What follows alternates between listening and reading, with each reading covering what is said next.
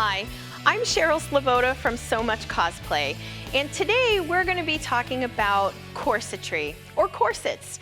There's many different kinds of corsets, and they vary from overbust corsets to underbust corsets. There's corsets in all sorts of dressmaking and strapless dresses, and even in making lingerie. But what we're going to be doing is we're going to be making corsets for cosplay. And I've been making a bunch of different corsets for a steampunk cosplay that I've been building over time. And so that's what I'm going to be doing today. The corset that I'm making, and I'm following just a standard pattern for the corset, has lots of different pieces. And I don't want you to be intimidated by making these, because once you lay all the pieces out and you start to see how they're constructed, it will make a lot of sense. And what I'm going to be doing is I've laid out all my pieces, I've sewn them all together, I've pressed open my seams. Now all of my fabric before I cut it and sewed it had a fusible interlining put onto it.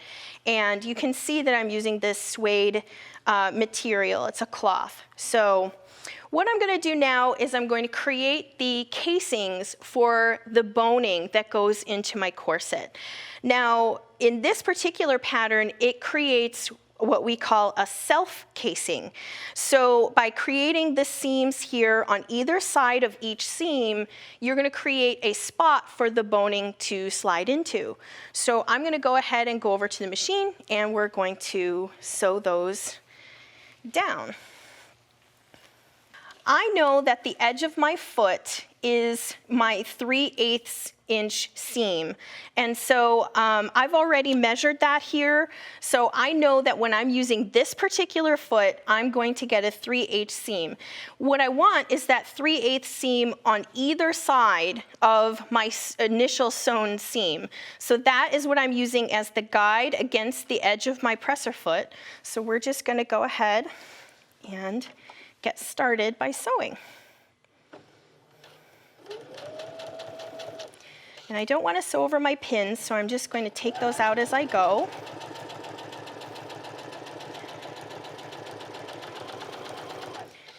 And just, take your time. We're not in a rush.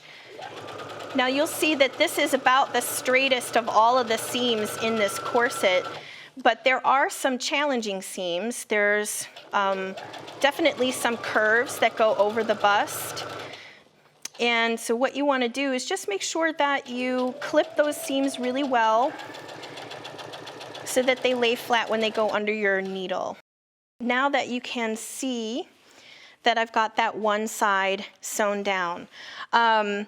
What I can do here is go ahead and do the other seam, but what I want to show you is how to do the boning, okay?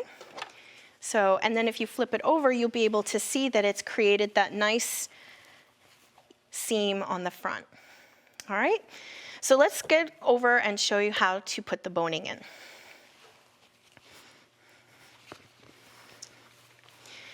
What you're going to do when you do your boning is it comes in the package and it's usually rolled up really tight. And what that has happened with this particular kind of boning is it creates a little bit of a memory, so it wants to go back to its original shape.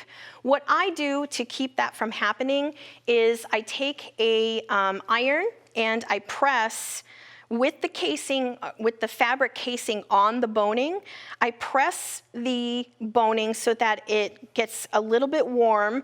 I flip it over, press it again. Sometimes I may need to hold the iron onto the casing a little bit longer, and then I just let it rest. I can hold my fingers down on it to keep it nice and flat until it completely cools, and then the boning is much straighter.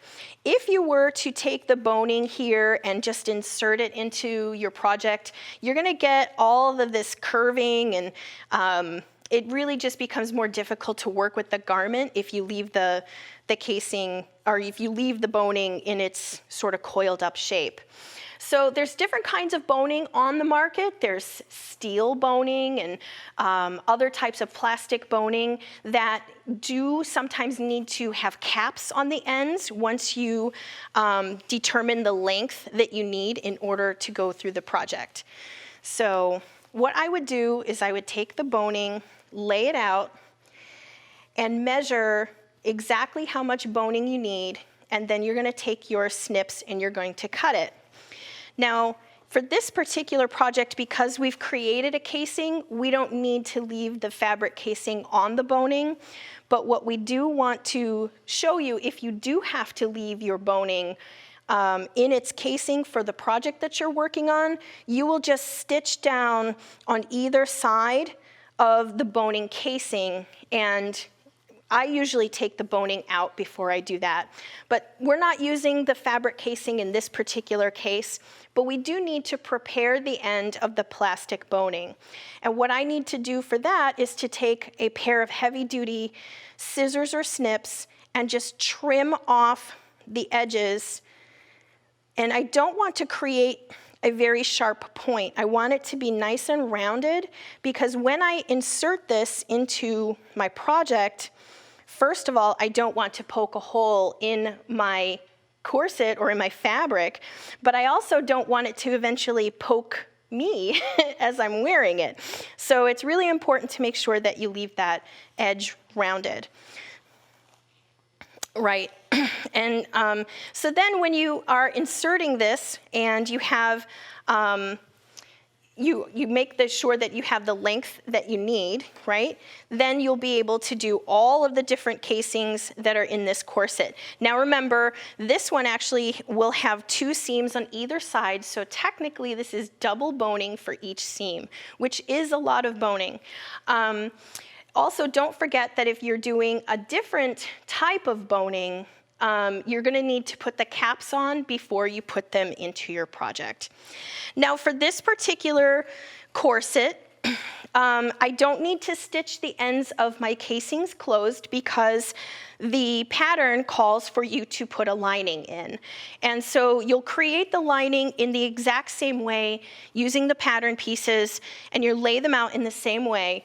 And you'll then put right sides together and stitch all the way around the edge of your corset. And that's going to close each and every one of your boning casings, so you don't have to worry about that. So I already have that done, and you'll be able to see that here. So you can see that having the boning in the project makes it a little more unusual to work with when you're sewing it down. I've also added on all of my trim, and that additionally keeps all of the boning pieces in place where they need to be. So we've created this nice lining, and now it's time to talk about the grommets, right? Because many of the corsets are usually laced, and they can either be laced in the front or in the back. This particular pattern that I've chosen is laced in the back. And so what I've done is I've taken my pattern piece and I have marked out where all of the placements for all of the grommets need to go. So once I have that marked on here, and I have them also, I just take my scissors and make a little tiny cut, and you're gonna need to make sure that you cut through both the top fabric and the lining, because when you want your corset, or sorry, your grommet to go in, you want your grommet to make sure to go all the way through both the top fabric and the lining. So we're gonna make some space here, bring over our grommet tools. You're gonna want to protect your surface. Obviously, you're gonna be making some noise. And the grommet has two pieces. It has a male end and a female end. Now, the male end is technically the top, and so this is what will be on the top surface of the fabric. So when you push your grommet through your fabric, you want to make sure that you get it through both sides both the top fabric and the lining. You're just gonna wanna make sure it gets through there. Now I'm gonna flip all of this over because your grommet tool has a little bitty divot in it. And that divot is where this fits. And you'll actually feel it sit directly into that grommet, that little place it's made for. And then you're going to want to put the female end on top. Now, this may have a right side and a wrong side, so you're just going to double check to make sure that you're putting the right side up. And once you have that in place, then you're going to have the tool that you use to drive the pieces together. And remember that male end is going to curl over and hold down the backing to the grommet. So you're going to get your hammer and you're going to make a little noise. You're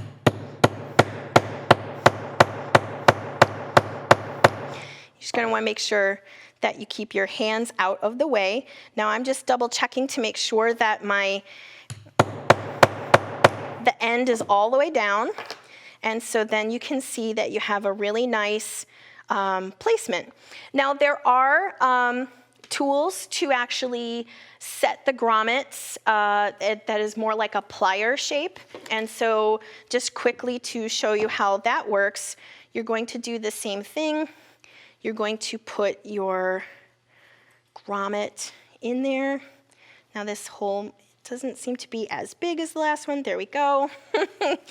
And again, I'm going to set my female end in. And then you just take the pliers and you take those and squeeze them, and that's how you get them to set for that one.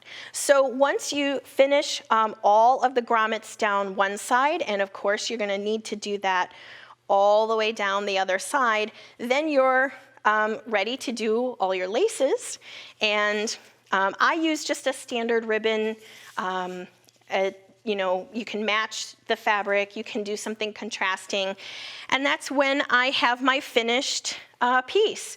So you can see that we have all of those double bones in this particular pattern, and it creates a nice shape. The particular boning that we've picked is going to be nice and comfortable, so it's going to be great to wear all day at the convention.